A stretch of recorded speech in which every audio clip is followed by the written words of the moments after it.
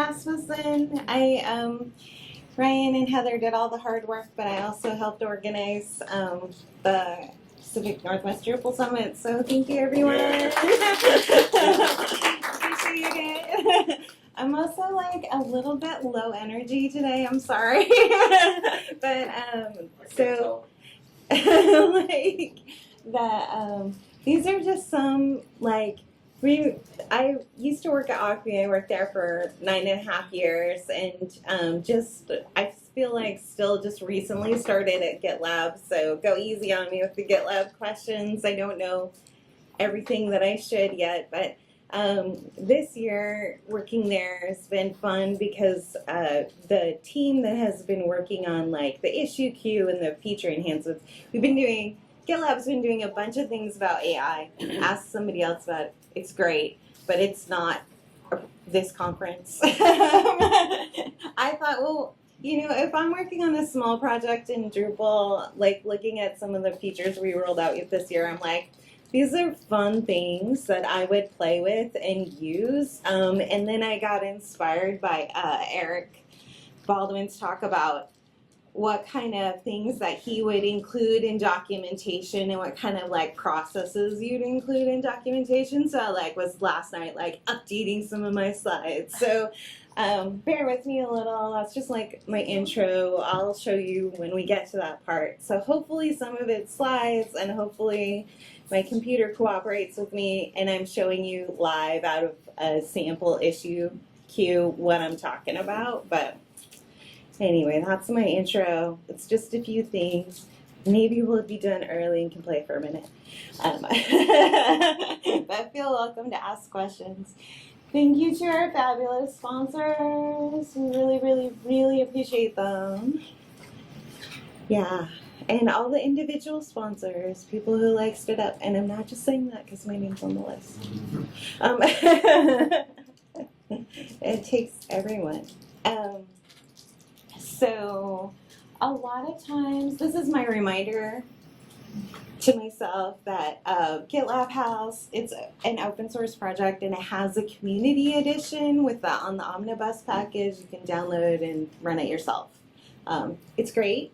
That's not what I'm talking about today necessarily. Everybody here in this room who's worked on projects that are hosted on Drupal modules are familiar with one of the ways you can do the community edition, because they use the community edition for that, or we use it as a community for that. So this is me just not even putting the right link in my website, in my presentation, but Greg Boggs is his Drupal module he brings up when we're doing Portland Drupal user group stuff all the time. He's like, let's talk about Easy Breadcrumb. So here's Easy Breadcrumb, hosted Drupal.org, and the kinds of things that you can do. The other interface when you're logged in is maybe a little different. I think I'm logged in as me. So that might be familiar to you. If you just go to Drupal.org, not Drupal.org, GitLab.com, sorry, and you create your own project, and maybe it's a small thing that you're working on, that's more what I'm talking about with free, is just you sign up for yourself with a couple of buddies, and what can you do? So I built out, here's me, I'm going to make it bigger so people can see it. Oh my gosh, I'm sorry. But here's an example of a sample project that I built out. And this is just the GitLab sample code. So it puts in a bunch of stuff that's fun for me to show you, but it's not a Drupal or anything super exciting. I had ambitious plans to build out a Drupal, but I did not. So, there's regular things. Everybody's familiar with issues and building out issues and things like that. So let me just skip to things that are fun to be able to do with your issues. So one of the things we rolled out recently is the ability to do these little like styled notes or like important, or there's like a few different of these, and they're like super handy for calling attention to things that you need to remember in your code. It's just like a really nice styling thing to like zhuzh up your documentation and help you keep track of what you're doing and why you're doing it. And that's where I got inspired by Eric, because I'm like, oh yeah, you know, at GitLab we use this all the time to help us, you know, document and structure the project. Why are we making the decisions that we're making? What kinds of things do we need to keep in mind? And then also you can just, that's not a picture, it's a mermaid diagram, right? So maybe we don't go to plan. We go to like, you know, vibe code. Yeah, why not? And maybe vibe coding doesn't really take us anywhere, so we don't add it anywhere else, and we just like update our documentation on the fly. Like this is great for like the mermaid diagrams and stuff, just keeping it in there and being able to update it right as you're thinking about it. Super handy for keeping track of your process and like how is your process changing over time. And anyway, it's just fun. Other fun things you can do, cause like what's the ERP one that's under there? Yeah. So like the fun thing about this stuff is that if you go to the Mermaid Live editor, right, there are a bunch of different sample diagrams you can start with, right?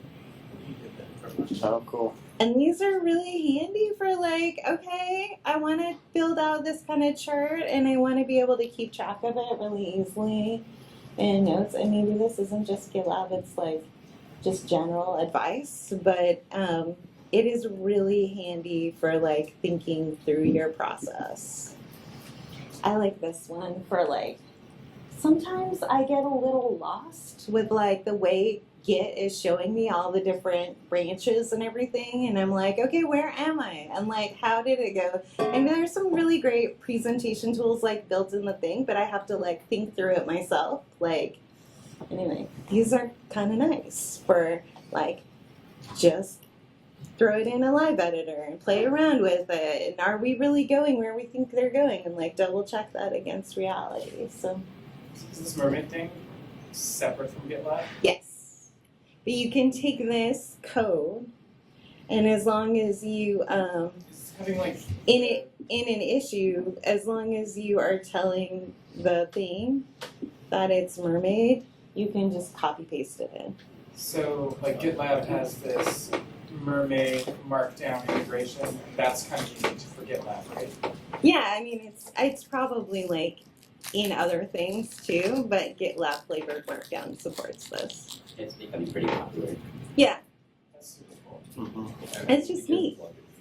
And it's fun to play around with, you know, and you have a thing like, It's a Drupal module that let you do this in your resume.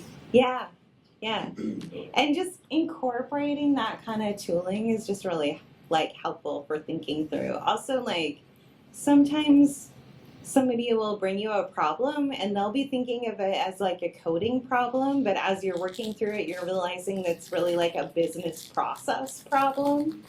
Like using those like project manager, like Mermaid, like to think through it and like diagram it out will help you go like, okay, well this chunk is probably code, right? And this chunk is actually probably like organizational process or business process. And then when you're communicating that out to like your customer or the person that has to do the work, like super handy to have a diagram to be like, okay, this, then this, then this, and then if not, do this other thing, right? Because otherwise you're either typing out yourself or asking a computer to generate for you all the other paragraphs that explain what to do sometimes. I don't know. Diagrams are simpler. So yeah, like do this thing. Do this thing where you're like, when you have entity relationships, like build it out. Some people will like be really happy building this out in like a spreadsheet form, but I like this just because I like to I like the little diagrams in between. I'm more of a drawing person.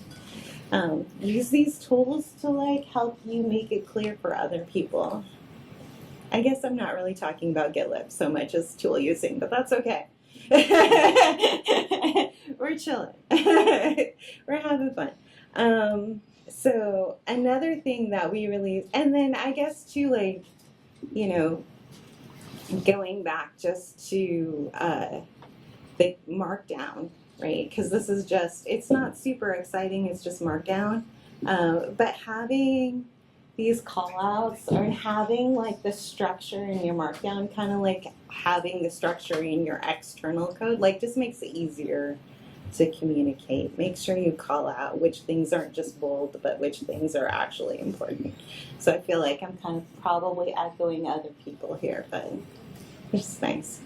So one thing too that you can have here, we're in free. There are like paid versions have more exciting versions than this, but you can build out your own Kanban boards. So if you have your issues, if you're organizing your issues and projects by label, here I'll just like this label for example, you can build out a board. Say it's like a development board and you want to keep track of like which things are going in and out of this part of the project, or you're walking through it with other people and trying to like sort out, maybe this is like planning, maybe this is in dev, maybe this is developing. This issue board for projects, it's right here. You can create new ones.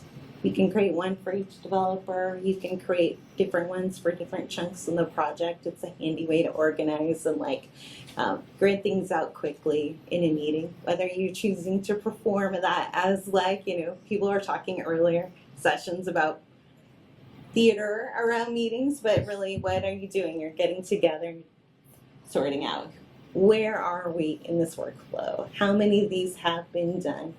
Who needs to do the next one? So even if you're vibe coding and you have a vibe coding board, you can do that.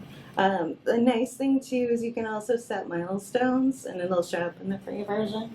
So you can like grid it out have it like, or show you by sprints or by milestones what's happening. I'm not sure whether I have, oh yeah, see project milestones. We have like, it's a little bit like showing you freemium stuff, right? Because like we have burn down charts and stuff in the fancier, enterprise versions, but these are actually like not terrible for like getting started and just doing basic project manager stuff. So you can do a whole lot with this. The other thing that we released recently that I thought was cool and I wanted to make sure that I showed you is that GitLab has like a GitLab query language. And then GitLab query language, the idea is to create like, you can use GraphQL, but this is a query language that can let you do front end for all GitLab stuff. And they just introduce views. So you can create like these dynamic tables, which I think are really cool. So like a dynamic table of all your open issues or all your issues by person, have like a tracking thing. You can put it in an issue, you can put it in merge requests, you can put it in pages and have like tracking pages for your project and build out some lightweight project management. Really, the sexiest thing about this is when I hit edit and you realize that it's just a few lines of code and it's automatically generating the table based on the open issues. That was cool. It's fun. The Yeah. free version does not have like epics and other kind of, like that's not included, and I'm interested in this because it looks like a way to kind of fake that within the... Yeah. You can get a lot of good reporting. using this. It doesn't do math yet. Yeah. So it hasn't, that's like the next set of feature improvements for it, is to build in the ability to do calculations and stuff in it. But it will do like basic tables and tracking. Those can be really useful for working together, or just showing like, we have one, I was gonna try to demonstrate it, but I couldn't find the page, but our security team has like a publicly visible page that has one of these charts on it that are showing you like which CVEs are they currently working to address and what's the status. And that's dynamically updated. And they like just set it and forget it. Like they just make sure it has the right label on it. The issue's in the right status. Done. So I'm sorry, Erin, can you say again how you got to that little sample code is interesting. And I knew how to get to the Kanban boards and stuff, but where'd that come from? You're like, how did you do that? Yeah. Yeah. It's literally like an example on our webpage. Let me. You said this was just released to the free version? No, it was released to all of them. Oh. I mean, it was recently. Yeah. GLQL Views was in beta this spring. Okay. And then recently went GA. So GLQL uses the magic Yeah. incantation to find it. GLQL Views. Thanks. Yeah. I'll find it for you in just a sec. So you may have a plan to say this, but It's okay. I know that they were saying that by DrupalCon Vienna, they were going to have 5 contributed projects on GitLab issues. Does anybody here know if that happened? I don't know.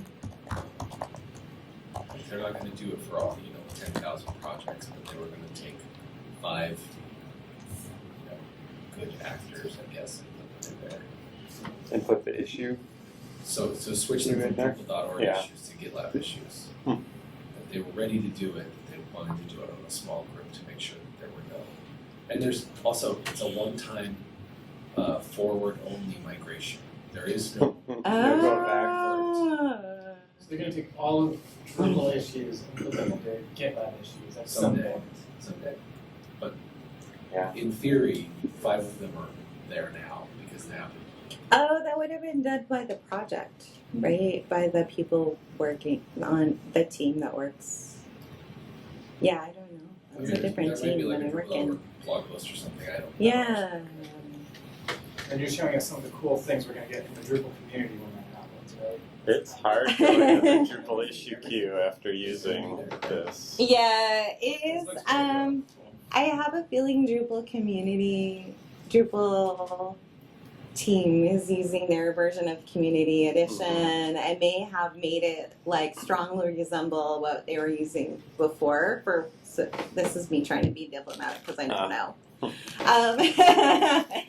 But there are they're doing that like self-managed, and I work with a lot of customers. So my day job, I work with a lot of customers that have security reasons usually to do like self-managed hosting of GitLab, and they have a lot of control over what they enable and what they don't enable. So I mean, I don't necessarily want to start like anything in particular, but that would be, for the administrators to be able to turn on or turn off.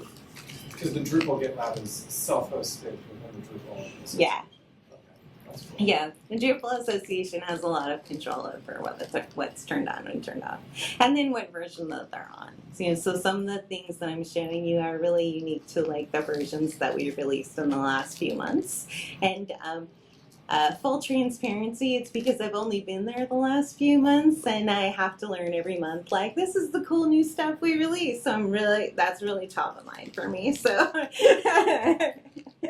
happy to share. I think these things are fun. Yeah, and I'm going to be a little bit flaky on questions. I'm sorry. It's new-ish. But let me see what else I had. In terms of, so I totally missed because I totally went to the things and the issues, the markdown stuff that looked fun. So one of the things you use GitLab for is building out your CI/CD process. And if people don't know that there is accessibility testing that they can incorporate in their CI/CD for Drupal at the, out of GitLab free, it's there. Browser performance testing, and you can track code coverage. But I thought accessibility testing and browser performance testing can be, a lot of folks can use that. So, and that's a capability that you can implement in a pretty straightforward way. You just change your pipelines files to include the thing, and I have more than enough time to just go to the thing. But yeah, super great. Works pretty well. There you go. Cool. And then of course, I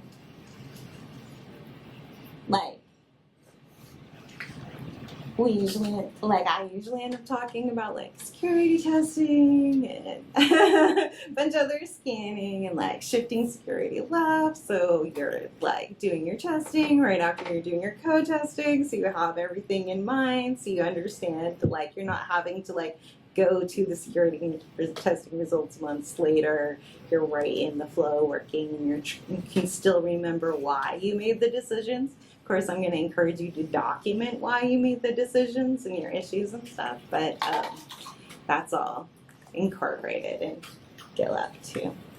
It's just, not free. Yeah, so I think that's just about it. Short and sweet.